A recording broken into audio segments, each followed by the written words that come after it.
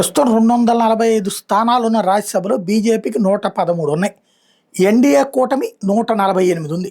BJP ఇప్పుడు మరో 10 సీట్లు సొంతంగా గెలుచుకుంటే సొంతంగానే మెజార్టీ మార్క్ వచ్చేస్తుంది. 123 మెజార్టీ మార్కు వచ్చేస్తుంది. రాజ్యాంగ సవరణ వంటి కీలక బిల్లుల ఆమోదానికి అవసరమైన 3/2 మెజార్టీకి కావాల్సింది 163.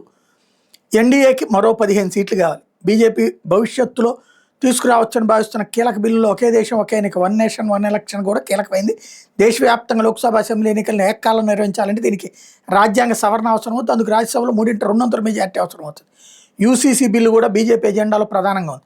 అట్లాగే జనాభా ఆధారిత నియోజకవర్గాల పునర్విభజన, డీలిమిటేషన్, జడ్జీల నియామక విధానం, ట్రిబ్యునల్ వ్యవస్థ, కోర్టు పరిపాలన లాంటి అంశాల్లో మార్పులు, ఎన్నికల సంస్కరణలు, కేంద్ర రాష్ట్ర అధికారుల పునర్వ్యవస్థీకరణ వంటి అంశాల మీద బిల్లులకి 2/3 మెజార్టీ కావాల్సి ఉంటుంది.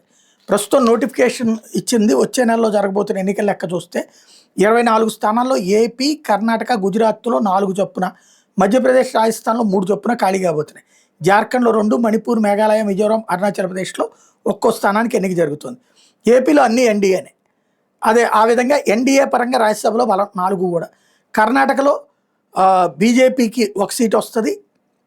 వాళ్ళకి కాంగ్రెస్ వాళ్ళకి 2 వస్తాయి. గుజరాత్లో 4 బీజేపీకే వస్తాయి. మధ్యప్రదేశ్లో 4 బీజేపీకే వస్తాయి. రాజస్థాన్లో 3 బీజేపీకే వస్తాయి. జార్ఖండ్లో కాంగ్రెస్కి వస్తాయి. కాంగ్రెస్ జార్ఖండ్ ముక్తి మోర్చా కోసం, అక్కడ బీజేపీకి ఏం లేదు. మణిపూరు, మేఘాలయ, మిజోరాం, అరుణాచల్ ప్రదేశ్లో బీజేపీ లేదా ఎన్డీఏకి వస్తాయి. 24 మంది సభ్యులు 12 మంది బీజేపీ చెందిన వాళ్ళే ఉన్నారు.